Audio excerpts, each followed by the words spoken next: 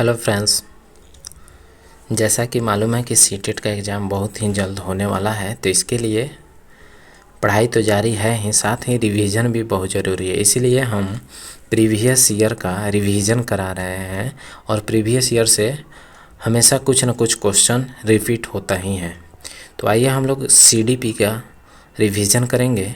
यह एग्ज़ाम हुआ है 17 जनवरी 2022 को, जिसका हम लोग फटाफट रिवीजन करेंगे ताकि इस बार हम लोग अच्छा से अच्छा स्कोर कर सकें। तो आप लोगों से रिक्वेस्ट है, कृपया इस चैनल को सब्सक्राइब कर दीजिएगा ताकि हमको भी अच्छा लगे वीडियो बनाने में। तो आइए हम लोग देखते हैं। पहला क्वेश्चन है, बालकों के व्यक्तिगत विकास ऑप्शन नंबर 1 के लिए विकासात्मक प्रतिमानों को उद्धृत करके सटीकता से एवं पक्के तौर पर भविष्यवाणी की जा सकती है।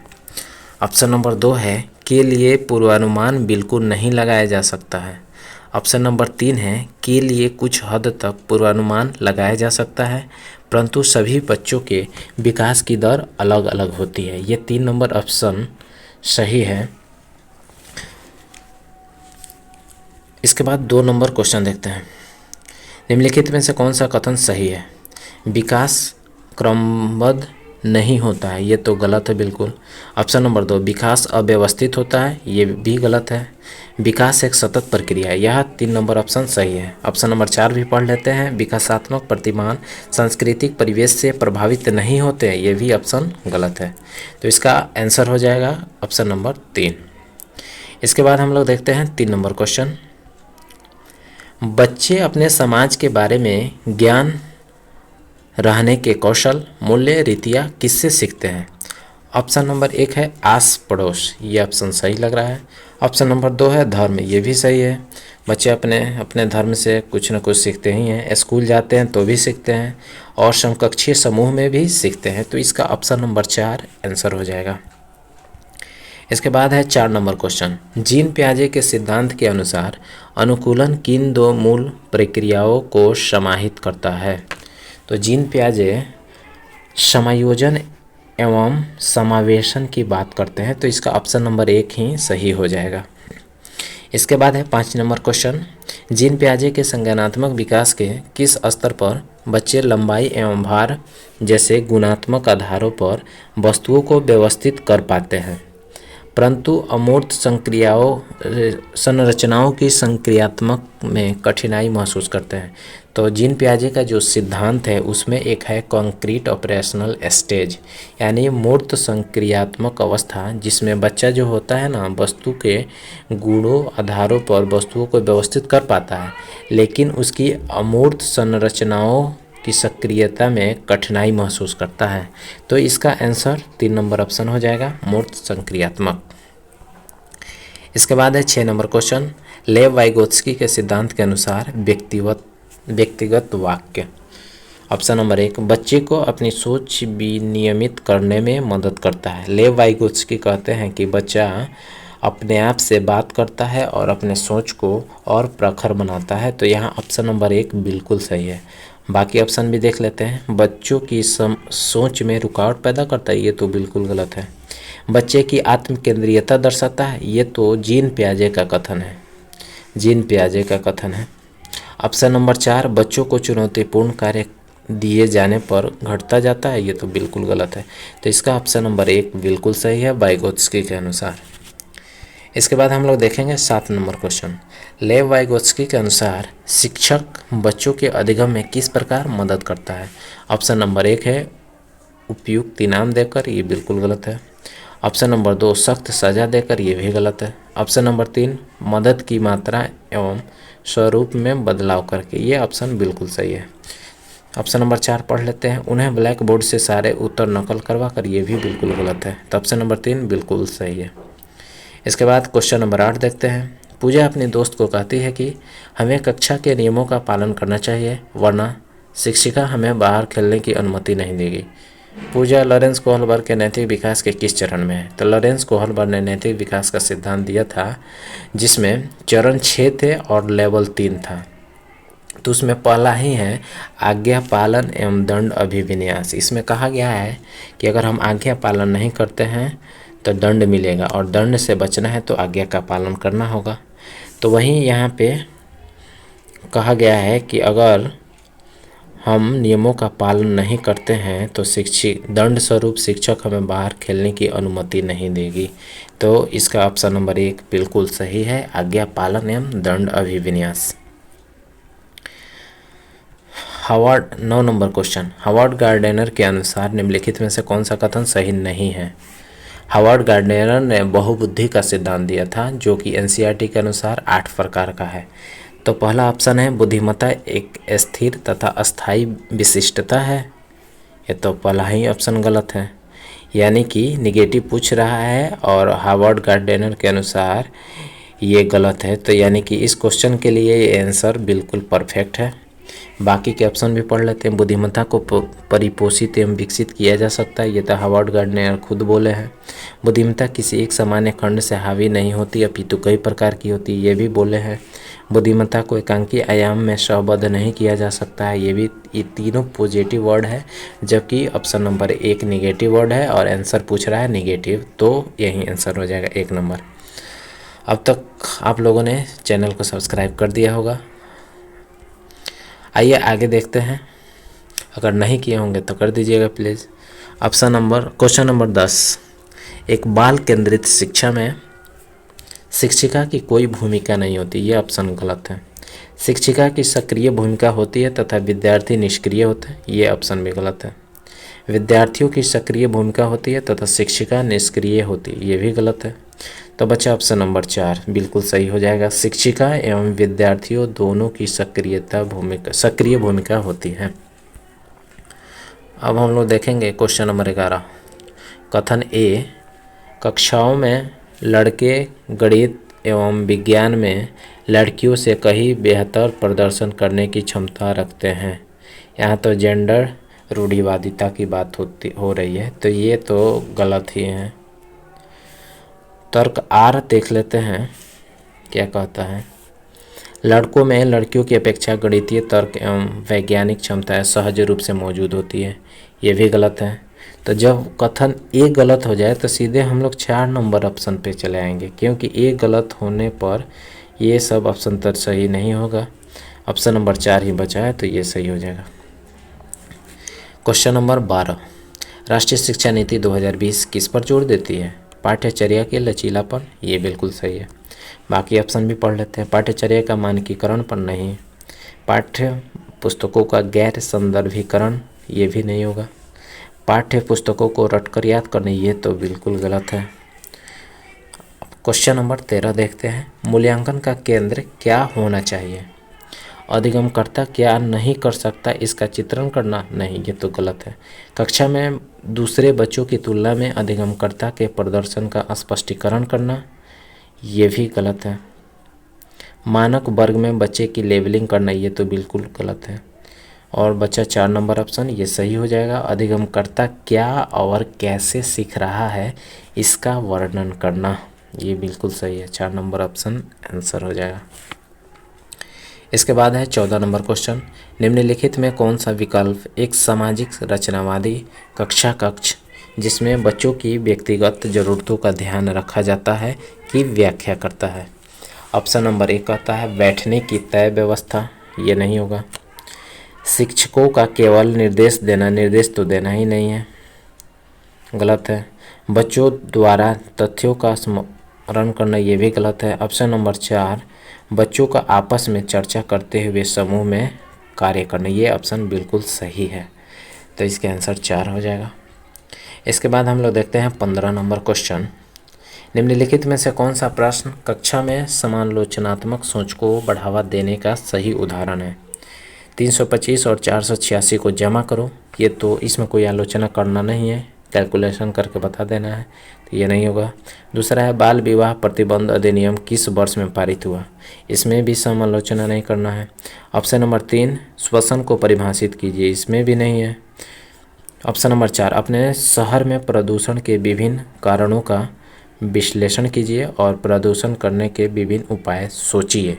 यहाँ सोचने के लिए कह रहा है, तो ये पॉजिटिव है और ये आंसर हो जाएगा 100%। इसके बाद है 16 नंबर क्वेश्चन, निम्नलिखित में से कौन सा विद्यालय में समावेशन की संस्कृति को दर्शाता है? ऑप्शन नंबर 1 है विद्यार्थियों की ज़रूरतों को पूरा करने के लिए विभेदी आकलन को बढ़ावा दिया जाए। ऑप्शन नंबर 2 है विभिन्नता को विविध परिप्रेक्ष्यों को हतोत्साहित किया जाता है। ये तो बिल्कुल गलत है। विद्यालयों में कुछ विद्यार्थियों की बात कर रहा है, ये भी गलत है। विद्यार्थियों को उनकी योग्यता के आधार पर अस्थायी समूहों में बांटा जाए, ये भी ऑप्शन गलत है। तो बचा ऑप्शन नंबर 1, ये बिल्कुल सही है। इसके बाद हम लोग बात करेंगे 17 नंबर क्वेश्चन। सांस्कृतिक रूप से विविध विद्यार्थी वाली कक्षा में एक शिक्षक को निम्नलिखित में से किससे बचना चाहिए? चर्चा में विविध संस्कृतियों के उदाहरण लाना, ये तो पॉजिटिव वर्ड है। 2, प्रभावी संस्कृति के लिए उपयुक्त पाठ्यक्रम और शिक्षण शैली विकसित करना, यही आंसर होना चाहिए। आगे भी पढ़ते हैं। विद्यार्थियों को अपनी संस्कृति की अनूठी विशेषताओं को साझा करने के लिए प्रोत्साहित करना, ये तो पॉजिटिव वर्ड है 3 नंबर। 4, विद्यार्थियों के बीच सम्मान और स्वीकृति की संस्कृति को बढ़ावा देना, ये भी पॉजिटिव है। तो इसका आंसर हो जाएगा 2 नंबर, प्रभावी संस्कृति के लिए उपयुक्त पाठ्यक्रम और शिक्षण कौशल विकसित करना, इससे बचना चाहिए। क्वेश्चन नंबर 18, निम्नलिखित में से किससे विद्यार्थी की अक्षरों और शब्दों को पढ़ने, उनकी व्याख्या करने और उन्हें समझने की क्षमता सीधे प्रभावित होती है? तो ये जो पढ़ने वाली बात है तो ये वाचन वैकल्य हो जाएगा। 19 नंबर क्वेश्चन है गतिक दिव्यांगता वाले विद्यार्थियों का सफल समावेशन सुनिश्चित करने के लिए निम्न में से किससे बचना चाहिए? यहाँ दिव्यांग शब्द का वर्ड किया गया है और ऑप्शन नंबर 1 में है ऊपरी मंजिल पर कक्षाओं, पुस्तकालय और प्रयोगशालाओं का आवंटन करना। क्वेश्चन के अकॉर्डिंग यही आंसर हो जाएगा, क्योंकि दिव्यांग बच्चों के लिए अगर ऊपरी मंजिल पर कक्षा, पुस्तकालय और प्रयोगशाला बनाया जाएगा तो उन्हें तो जाने आने में बहुत प्रॉब्लम होगा, इसलिए इस क्वेश्चन के लिए ऑप्शन नंबर 1 बेस्ट है और यही आंसर हो जाएगा। इसके बाद है 20 नंबर क्वेश्चन, निम्नलिखित में से कौन सा सृजनात्मक विद्यार्थी की पहचान संबंधी विशेषता नहीं है? ऑप्शन नंबर 1 उच्च क्रम समस्या समाधान, अभिसारी सोच, नवाचारी प्रयोग, जिज्ञासु की प्रबल भावना। तो ये क्वेश्चन में निगेटिव पूछ रहा है। यहाँ पे अभिसारी सोच जो होता है वो निगेटिव होता है। ये उच्च क्रम समस्या समाधान ये तो अच्छा है, ये भी पॉजिटिव है और जिज्ञासा की प्रबल भावना भी पॉजिटिव है। तो इस क्वेश्चन के लिए ऑप्शन नंबर 2 आंसर हो जाएगा, अभिसारी सोच। इसके बाद 21 नंबर क्वेश्चन देखेंगे, किसी विशेष विषय वस्तु को लंबे समय तक स्मरण रखने को सुसाध्य करने हेतु एक शिक्षक को निम्नलिखित में से किस रणनीति से बचना चाहिए? पहला, स्मृति सहायक विधियाँ लागू करना। दूसरा है संगठनात्मक चार्ट बनाना। तीसरा है असंबद्ध शब्द प्रस्तुत करना। यहाँ असंबद्ध कर रहा है, संबद्ध शब्द प्रस्तुत करना। तो इसका आंसर हो जाएगा 3। इसके बाद है 22 नंबर क्वेश्चन, जब सीखी जाने वाली सामग्री खाली स्थान हो तो विद्यार्थी बेहतर सीख सकते हैं। पहला ऑप्शन है जटिल और व्यापक, नहीं ये तो आंसर नहीं होगा। मौजूदा ज्ञान से जुड़ी, ये ऑप्शन बेस्ट है। जब सीखी जाने वाली सामग्री मौजूदा ज्ञान से जुड़ी हो तो विद्यार्थी बेहतर सीखते हैं। इसके बाद हम लोग देखते हैं 23 नंबर क्वेश्चन, निम्नलिखित में से कौन सा कारक शैक्षिक उपलब्धियों में विद्यार्थियों की विफलता में योगदान देता है? यानी कि निगेटिव वर्ड पूछ रहा है। अनुभवात्मक शिक्षा, बिल्कुल नहीं, ये नहीं होगा। गैर प्रासंगिक पाठ्यक्रम कर रहा है, ये 2 नंबर ऑप्शन ही इसका होना चाहिए। बाकी के ऑप्शन भी हम लोग एक बार पढ़ लेते हैं। समावेशी दर्शन, ये तो नहीं होगा। शिक्षार्थी केंद्रित शिक्षा शास्त्र, ये भी नहीं होगा। तो इसका ऑप्शन नंबर 2 बिल्कुल सही है, गैर प्रासंगिक पाठ्यक्रम विफलता में योगदान देता है। क्वेश्चन नंबर 24 है, राष्ट्रीय पाठ्यचर्या रूपरेखा 2005 के अनुसार बच्चे शिक्षक द्वारा दी गई सामग्री के निष्क्रिय प्राप्त करता है? नहीं, बिल्कुल गलत है। बच्चों में अधिगम को विनियमित करने की क्षमता नहीं होती है, अरे ये भी गलत है। बच्चे रटने के माध्यम से सर्वश्रेष्ठ सीखते हैं, ये भी गलत है। बच्चा ऑप्शन नंबर 4 बिल्कुल सही हो जाएगा। बच्चे ज्ञान के निर्माण में सक्रिय भूमिका निभाते हैं। इसके बाद है 25 नंबर क्वेश्चन, एक संप्रदाय को पढ़ाने के लिए एक शिक्षक को निम्नलिखित में से किसके प्रयोग से बचना चाहिए? उस संप्रदाय से संबंधित उदाहरण नहीं, ये तो नहीं होगा आंसर। ऑप्शन नंबर 2, उस संप्रदाय के लिए असतत उदाहरण। ये ऑप्शन असतत उदाहरण कर रहा है। अब बाकी ऑप्शन में पढ़ लेते हैं। संप्रदाय संबंधित गैर उदाहरण और उनकी संस्कृति में प्रचलित आध रूप। तो इसका आंसर 2 नंबर होना चाहिए और यही बेस्ट ऑप्शन है। उस संप्रदाय के लिए असतत उदाहरण, इससे बचना चाहिए। इसके बाद है 26 नंबर क्वेश्चन। स्वयं के ज्ञाता होने का ज्ञान या जागरूकता क्या दर्शाती है? अधिसंज्ञान, सही बात है, 1 नंबर ऑप्शन ही बेस्ट है बाकी सबसे। 27 नंबर क्वेश्चन। कठिनाई की पहचान, लक्ष्य निर्धारण, संभावित समाधान और परिणामों की खोज, तदनुसार कार्य करना और परिणामों का मूल्यांकन करना निम्नलिखित में से किस प्रक्रिया में शामिल महत्वपूर्ण चरण है? पहला है आरोपण, ये नहीं होगा। दूसरा है नकल, ये भी नहीं होगा। तीसरा है समस्या समाधान, ये बिल्कुल सही है। 4 नंबर ऑप्शन है निष्क्रिय स्थान, ये भी गलत है। इसके बाद हम लोग 28 नंबर क्वेश्चन देखेंगे। कथन और तर्क। अभिकथन 1, शिक्षण अधिगम प्रक्रिया में भ्रांतियों की खोज और चर्चा करना सार्थक है, ये बिल्कुल सही है। तर्क दे रहा है कि यह विद्यार्थियों को उन भ्रांतियों के बारे में सोचने का अवसर देता है और गहन जांच का नेतृत्व करने में सहायक होता है, तर्क भी सही है। और ए की व्याख्या भी कर रहा है, तो इसलिए ऑप्शन नंबर 1 हो जाएगा। ए और आर दोनों सही है और आर ए की सही व्याख्या करता है। इसके बाद 29 नंबर क्वेश्चन हम लोग देखेंगे। खाली स्थान विद्यार्थियों को बोरियत महसूस होने की संभावना है। ऑप्शन नंबर 1, गतिविधियों को महत्व नहीं दिए जाने पर। अगर बच्चों की गतिविधियों को महत्व नहीं दिया जाएगा तो बच्चे सच में बोरियत महसूस करेंगे, तो ऑप्शन नंबर 1 यहाँ पे बिल्कुल सही है। बाकी ऑप्शन में पढ़ लेते हैं। गतिविधि को महत्व दिए जाने पर, जब महत्व दिया जाएगा तो थोड़ी ना बोरियत महसूस करेंगे। उन्हें सफलता मिलने पर और खुशी महसूस करेंगे। उनकी सफलता की अपेक्षा होने पर, सफलता की अपेक्षा, यहाँ उपेक्षा वर्ड रहता तो भी ये आंसर होता, लेकिन यहाँ पे अपेक्षा करा है, ये पॉजिटिव है, तो इस क्वेश्चन का आंसर 1 नंबर हो जाएगा। गतिविधि को महत्व न दिए जाने पर विद्यार्थियों को बोरियत महसूस होने की संभावना है। इसके बाद 30 नंबर क्वेश्चन है और ये लास्ट क्वेश्चन है आज का। निम्नलिखित में से कौन सा तरीका प्रतिपुष्टि को प्रेरक के रूप में उपयोग करने का अनुचित तरीका है? ऑप्शन नंबर 1, विद्यार्थी की क्षमता पर केंद्रित प्रतिपुष्टि। तो ये तो अनुचित तरीका है ही, विद्यार्थी की क्षमता पर प्रतिपुष्टि नहीं करना है, तो इसका आंसर 1 नंबर हो जाएगा। बाकी ऑप्शन भी पढ़ लेते हैं। गतिविधि की प्रक्रिया पर केंद्रित पृष्ठपुष्टि देना है लेकिन गतिविधि पर, तो ये पॉजिटिव है और इसमें अनुचित पूछ रहा है आंसर।